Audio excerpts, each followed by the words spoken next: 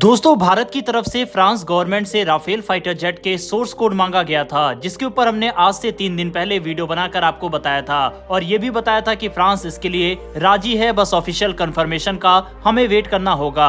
और अब फ्रांस की तरफ से ऑफिशियल कंफर्मेशन दे दी गई है। इसके बाद भारत की तरफ से अपनी सबसे डेडलीस्ट मिसाइल ब्रह्मोस को राफेल फाइटर जेट में इंटीग्रेट किया जाएगा। इस खबर के ऊपर आगे डिटेल में बात करेंगे। इसके अलावा अचानक से पाकिस्तान की तरफ से अपना लिया हुआ फैसला बदलना और 150 भारतीय ट्रकों को पाकिस्तान में आने की इजाजत देनी पड़ी, किस तरह से भारत और अफगानिस्तान के सामने पाकिस्तान को झुकना पड़ा, इसके बारे में भी बात करेंगे। इसीलिए वीडियो को अंत तक जरूर देखिएगा। तो चलिए शुरू करते हैं इस वीडियो को।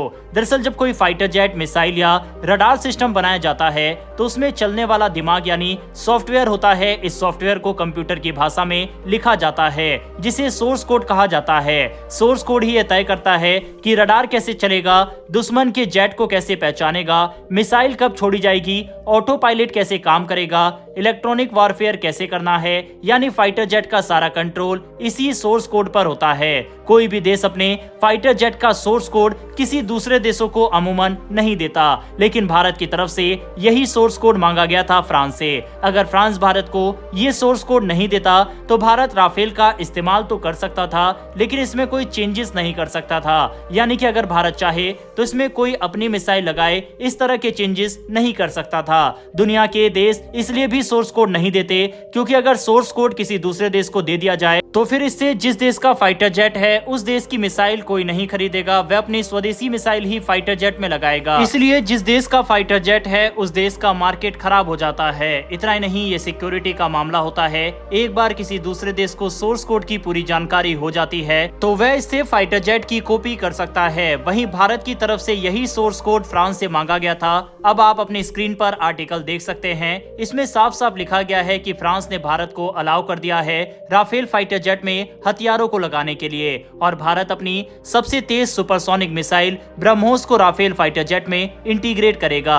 ब्रह्मोस एनजी यानी ब्रह्मोस नेक्स्ट जनरेशन एक नई और हल्की सुपरसोनिक क्रूज मिसाइल है। इसका वजन करीब 1.3 टन है और लंबाई 6 मीटर के आसपास है। ये पहले वाली ब्रह्मोस मिसाइल से आधी हल्की और लगभग 3 मीटर छोटी है। इसके बावजूद इसकी रफ्तार मैक 3.5 यानी आवाज की रफ्तार से 3 गुना ज्यादा है और रेंज 290 किलोमीटर तक है। फ्रांस की कंपनी डैसॉल्ट एविएशन ने भारत की बात मान ली और अब राफेल जेट में भारतीय हथियारों को जोड़ने की इजाजत दे दी है। इससे पहले राफेल में सिर्फ फ्रेंच मिसाइलें ही लगती थी, जैसे कि एक्सोसेट, जिसकी रेंज सिर्फ 70 किलोमीटर थी। लेकिन अब ब्रह्मोस एनजी को राफेल सी यानी एयरफोर्स और राफेल एम यानी नेवी में जोड़ा जाएगा। यह मिसाइल 290 किलोमीटर तक दुश्मन के जहाज या जमीनी ठिकानों को नष्ट कर सकती है, और वो भी इतनी दूर से कि दुश्मन के एयर डिफेंस की पहुंच उस तक नहीं पहुंच पाएगी। नेवी के 26 राफेल एम आईएनएस विक्रमादित्य और आईएनएस विक्रांत से उड़ेंगे। एयरफोर्स के 36 राफेल जेट्स अंबाला और हासीमारा बेस से ऑपरेट करते हैं। अब इन सब में ब्रह्मोस एनजी को जोड़कर भारत की ताकत कई गुना बढ़ेगी। सुखोई 30 MKI फाइटर जेट में ऑलरेडी इस मिसाइल को लगाकर टेस्ट किया जा चुका है। ट्रायल्स के बाद इसे तेजस मार्क 1A और राफेल जेट में भी जोड़ा जाएगा।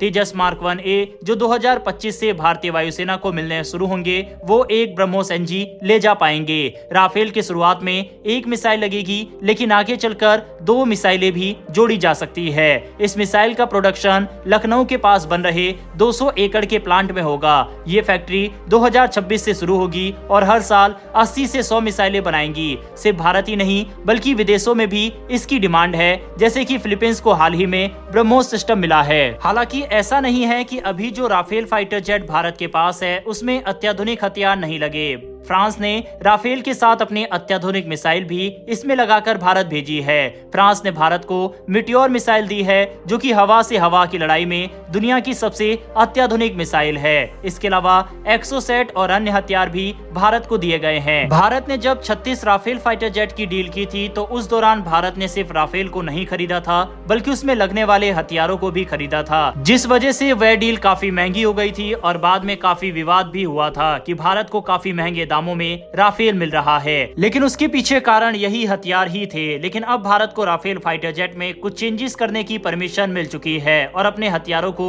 इंटीग्रेट करने की भी परमिशन फ्रांस की तरफ से दी गई है। हालांकि फ्रांस की तरफ से पूरी तरह से सोर्स कोड नहीं दिया गया है, लेकिन फिर भी जो चेंज भारत की रिक्वायरमेंट थी उसको माना गया है।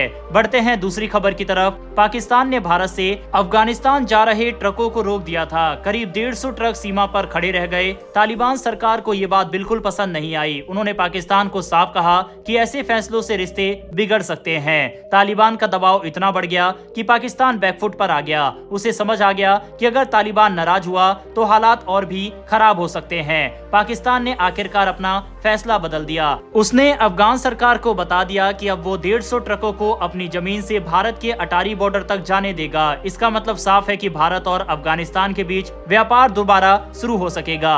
ये सिर्फ व्यापार नहीं बल्कि एक बड़ा रणनीतिक संदेश भी है कि भारत और अफगानिस्तान के रिश्ते पाकिस्तान की मर्जी से नहीं रोक सकते। साफ है कि पाकिस्तान अपने ही फैसलों में फंस गया था। भारत और तालिबान की बढ़ती नजदीकियां उसे रास नहीं आई, लेकिन मजबूरी में उसे झुकना पड़ा। अब भारत अफगानिस्तान के बीच व्यापार फिर से चालू हो गया है और पाकिस्तान एक बार फिर बैकफुट पर आ गया। हालांकि अभी सिर्फ 150 ट्रकों को इजाजत मिली है। भारत और पाकिस्तान के युद्ध की संभावनाओं के बीच जिस तरह से फर्जी खबर फैलाई जा रही है, ऐसे में आपको सही और ऑथेंटिक खबर मिलती रहे, ये हमारी हमेशा कोशिश रहती है। अगर आप हमारे काम को सपोर्ट करना चाहते हैं तो नीचे दिए गए सब्सक्राइब बटन को प्रेस कर बेल आइकन को दबा सकते हैं। ये बिल्कुल फ्री है और ऐसा करने से न सिर्फ हमारी वीडियो आप तक पहुंचती है बल्कि हमें भी मोटिवेशन मिलता है। फिलहाल मुझे दीजिए इजाजत, फिर मिलेंगे ऐसी एक नई वीडियो के साथ। धन्यवाद। जय हिंद।